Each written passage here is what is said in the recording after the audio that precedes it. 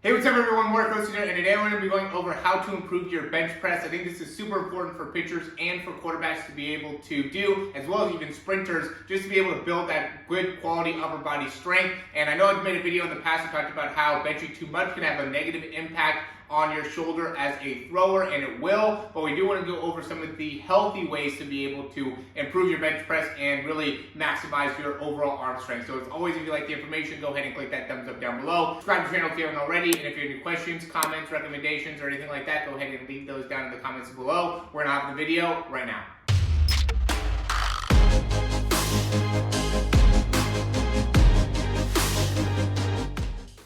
Alright, so first I'm going to go over some of the actual form of benching, and then we're going to go into some exercises as well. You know, the big thing that I think is most important with being able to bench, one of the most common things that I see is not keeping your feet down and firm. You do want to have a really strong, firm relationship with the ground with the feet, and really when you're pushing up, you almost should feel yourself engaging through the hamstrings and through the glutes. Another big thing that I see is people getting the hands a little bit too close together. You really want to make sure that your hands are pretty far apart. So for me, my pinkies end up being right on the little ring here on the bar. Everybody's going to be a little bit different with this, but that really helps, you know, to make it so I can pinch my shoulder blades together and make it so I can really engage in my core in a great way. So now when I lift off, I'm able to maintain a really good neutral wrist position, which I think is another really common mistake, is people will end up wanting to bench like this when benching with your arms, with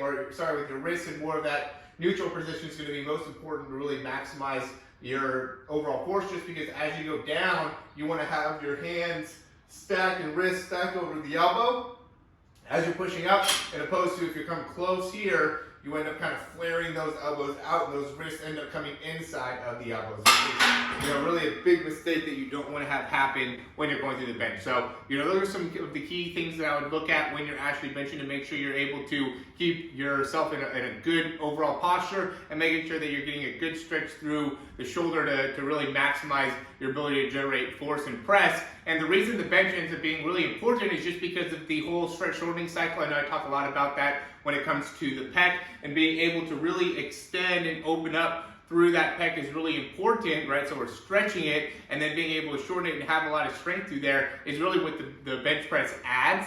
And it also adds a lot of wrist strength as well. So the more you're able to add on more weight, it's going to make it so you can have better grip and better ability to hold a lot of weight, which is going to be important when it comes to throwing either a baseball or a football. It's a great test exercise, right? So if you can bench, you know, 225 for 5 reps or 8 reps or whatever, as a high school athlete, that really shows that you're an elite level athlete. There's a lot of guys that, you know, struggle with 225 that are, you know, playing at a high school level. So being able to get to that 225 and rep that out a few times, that really shows an elite level of capability and strength, which will really help you in getting recruited by more colleges. So, you know, you really want to be able to build that bench up. You want to do it in a healthy way, and we'll go over some of the exercises to make that happen.